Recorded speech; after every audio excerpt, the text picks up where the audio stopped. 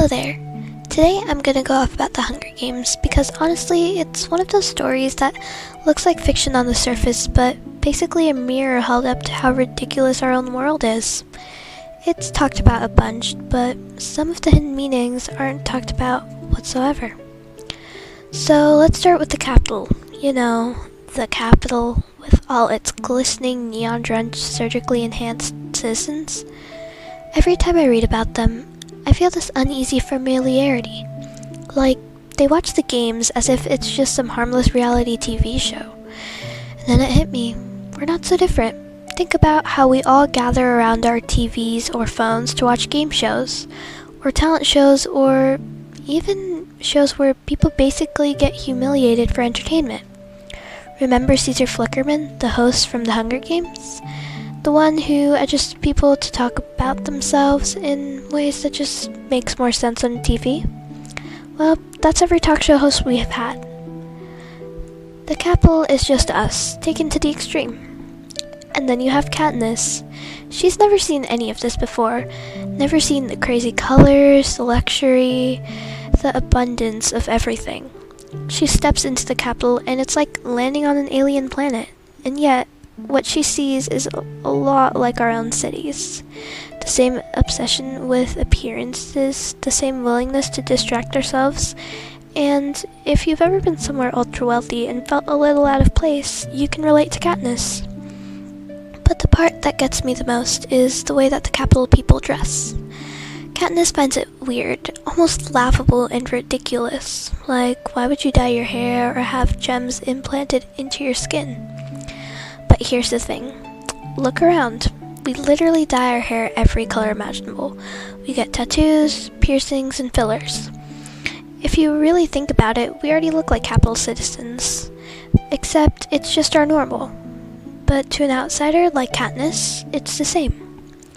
And speaking of excess, let's talk about food. The Capitol has so much food, it's basically an art form. Katniss is blown away by it.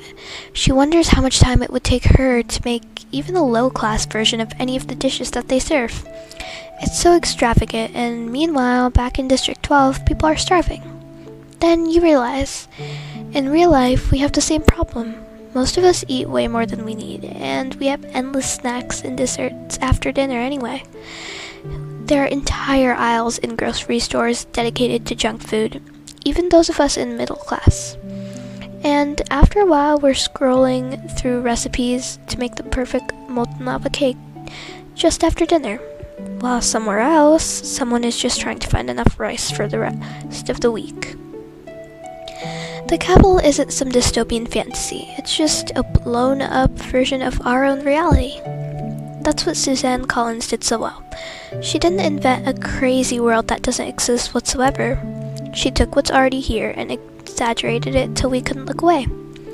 She made sure we would see all the grotesque luxury, the performative kindness, and the blind eye we turn to suffering, all dressed up in neon wigs and glitter eyeliner.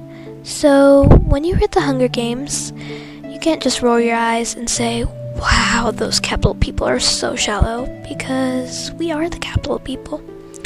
We watch tragedies on the news with one hand in a bag of chips. Come on, we know we all find it entertaining. We care for a second, maybe repost a sad headline, then we move on to the next viral video. We keep consuming because we're conditioned to it, and the games go on. Anyways, that's my rant. If you haven't read The Hunger Games in a while, go back and read it. Look past the love triangle and survival plot and notice how much it feels uncomfortably familiar. Maybe ask yourself, if you were in Panem, would you really be in the districts, or would you be in the Capitol? Thanks for listening. If you like this rant or totally disagree and want to yell at me about it, feel free to say it in the comments. Love to hear your thoughts. See you next time. Cabin 13 out.